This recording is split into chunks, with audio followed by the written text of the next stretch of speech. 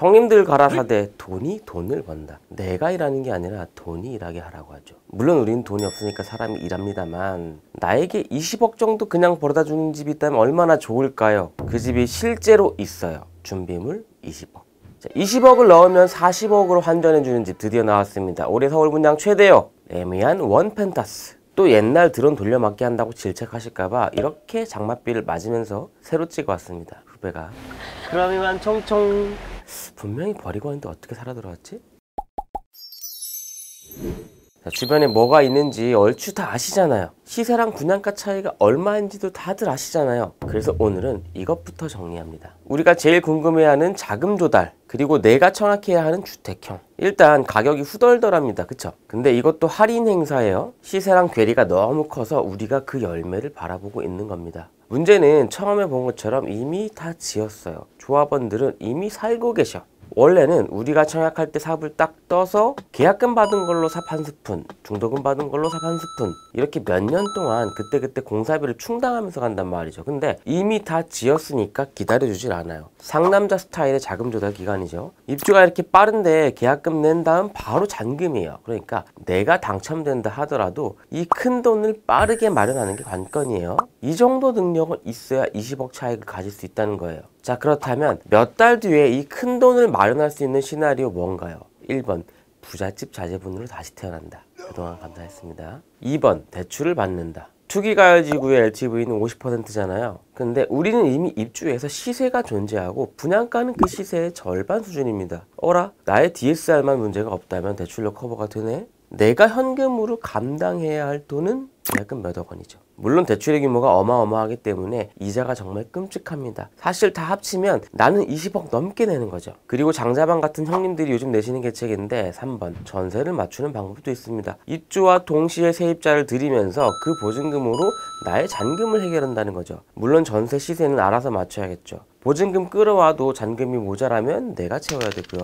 자, 거주 의무가 있지만 3년 유예되기 때문에 가능한 전략이에요. 근데 이 말을 다시 하면 어쨌든 3년 안에 내가 다시 들어가 살아야 된다는 겁니다. 문제는 전세 계약이 2년 단위라는 거죠. 세입자 입장에서는 2년 플러스 2년으로 전세를 연장 못하고 그냥 2년 한 텀만 살고 나가야겠죠. 나갈 때 그 수십억짜리 보증금은 누가 돌려줍니까? 집주인인 내가 돌려줘야 됩니다. 결국 당장 전세를 맞추면서 잔금을 해결한다고 해도 어차피 2년 뒤에 내가 어떻게든 구해서 내야 되는 돈이에요. 반대로 세입자 입장에서는 엄청난 페널티가 존재하는 전셋집이죠. 비싼데 계약 연장도 못하고 2년 뒤엔 나가야 되니까요. 이런 조건은 전셋값 형성에도 영향을 주겠죠. 자, 살펴본 대로 여러 시나리오들이 있지만 하나같이 엄청난 무리가 될 수 있기 때문에 반드시 주의하시기 바랍니다. 자, 그렇다면 나는 어떤 주택형에 청약하는 게 유리할까요? 우리가 잊고 지냈지만 이 동네는 프리미어리그 투기가열지구입니다. 면적대에 따라서 가점 추첨제 비율이 이렇게 다른데 요는 집이 넓을수록 가점 비율이 높다.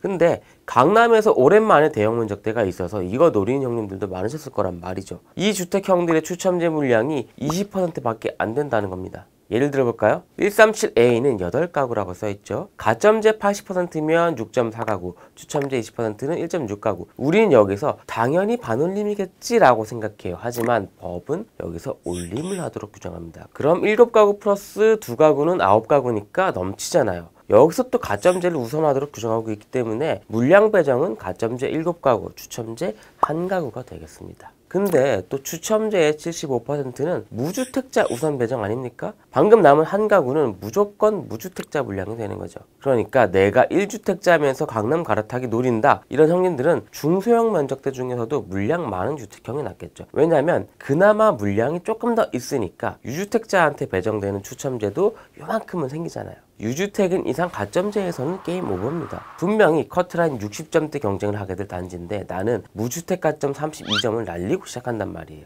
말 나온 김에 커트라인 어느 정도 수준인지 볼까요? 시커노미에서 지난 5년치 전국 청약 전수조사에서 데이터 무료 배포했었죠. 이걸 또 올해 상반기까지 다시 업데이트해서 비교해봤습니다. 2100개 아파트 청약을 모두 조사했고요. 서울의 평균 커트라인은 48.1점으로 전국에 비해 안 그래도 높은데 강남 3구는 60점대로 확 올라가요. 5년 평균이 이렇다면 더 높은 것도 있다는 거죠. 올 봄에 원베일리가 커트라인 84점 만점 찍긴 했는데 한 가구 못 짚었던 거라 대표성이 있다고 말씀드리긴 어렵고 직전에 메이플자이 69점, 크리스테이트 2편한 세상 문정 64점이었습니다. 위치는 뭐 다들 아시죠? 주변 친구들이 쟁쟁합니다. 뒤에 반포 DH 클래스트, 레미안 트리니원, 반포 재건축의 피날레를 장식할 단지들도 보이고요. 아이들은 저기 자문초로 배정될 겁니다. 바로 앞엔 반포 한강공원, 이렇게 큰 길 안 건너도 단지 앞 아리팍에서 샛길로 한강공원까지 바로 갈 수 있습니다. 이제 잠원동 쪽으로 보면 고속터미널을 중심으로 온갖 인프라가 모여있죠. 신세계백화점,